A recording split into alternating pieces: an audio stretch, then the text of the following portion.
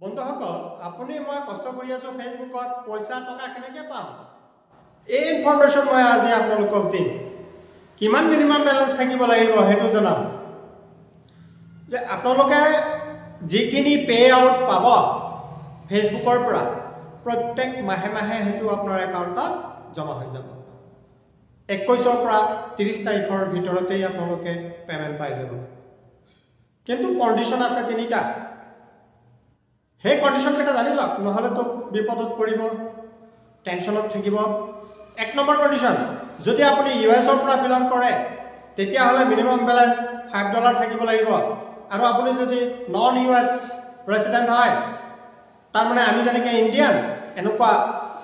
যদি ৰেসিডেন্ট আমাৰ ক্ষেত্ৰত দুটা কন্ডিশন আছে এক নম্বৰ যদি আমাৰ ইউএছ ত লোকাল একাউন্ট আছে বা পেপল একাউন্ট আছে তেতিয়া হলে আমাৰ একাউন্টত মিনিমাম $25 জমা থাকিব লাগিব আৰু যদি এটো নাই তেতিয়া হলে আমি পেমেন্টটো ওয়াৰ ট্ৰান্সফাৰৰ যোগেদি পাম তেতিয়া আমাৰ একাউন্টত মিনিমাম $100 থাকিব লাগিব থ্যাংক ইউ